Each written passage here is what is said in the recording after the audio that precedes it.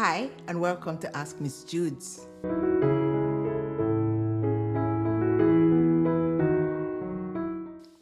Today, I want to talk very briefly on finding help in time of need. Now, this could be emotional need, it could be physical, it could be psychological, whatever. This was triggered by a conversation or a request I received to talk about how to find help for those in abusive relationships. Now, there are several cases, some of them even high-profile cases, of how abuse in relationships have led to the demise, the death of one of the partners. I personally know of situations where women, that's the ones that I know of, who endured abuse and ended up being killed in the marriage. And they left children who now have to be motherless. And one has to wonder, was it neglect from all of us in society? Is it neglect from all of us in society that leads to these kinds of situations? Surely there would have been people who would have known that something was not going right.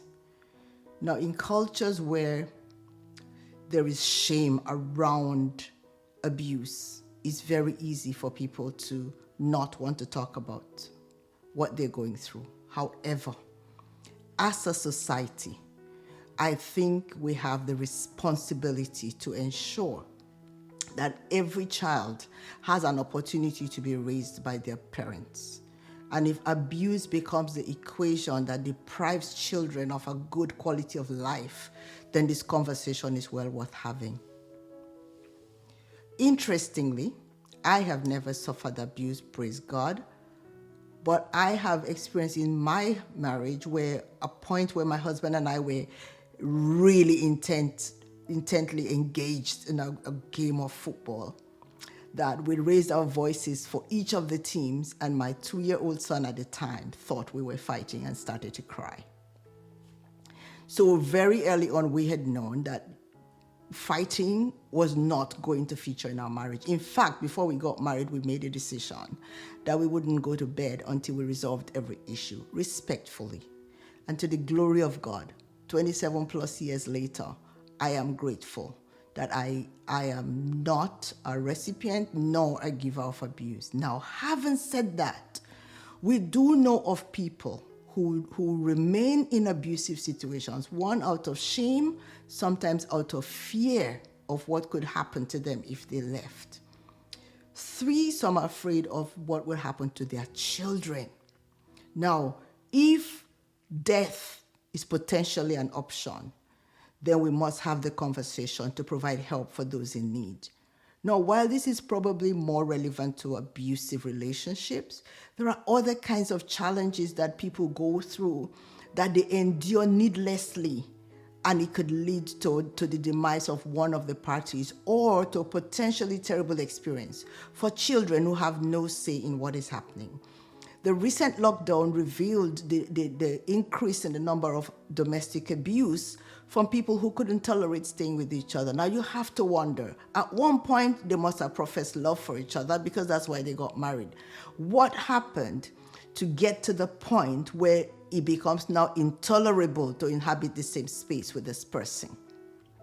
So I just want to appeal to you. If you or anyone you know is in a situation of abuse, of pain, of discomfort, of discouragement, please reach out for help. Now, in many countries around the world, there are help centers, there are professionals, there are numbers that are listed that you could get help. There are shelters that people can go to if they feel that they are under threat of, if their lives are at risk. However, if you happen to be in a situation where you don't have those opportunities, please send an email to askmissjudes@gmail.com, and by the grace of God, we're going to try to connect you with someone close to where you are who will be able to reach out to you, even if it's just a listening ear by phone, that you are able to talk through your challenges to the point where you can find solution for your problems. Why? You are made in the image of God. You are here to live life to the fullest. If you are a parent, you have the responsibility to raise your children. Therefore, if for nothing else, I need you to remember that you are of value. And because of that value that is on your life, I trust that you reach out for help. Please do not take this lightly. If you know of anyone in trouble, it could be someone who is ill and unable to talk to anyone. It could be someone who's raising small children on their own and do not have enough support. It could be someone in an abusive relationship. Be the voice for these people.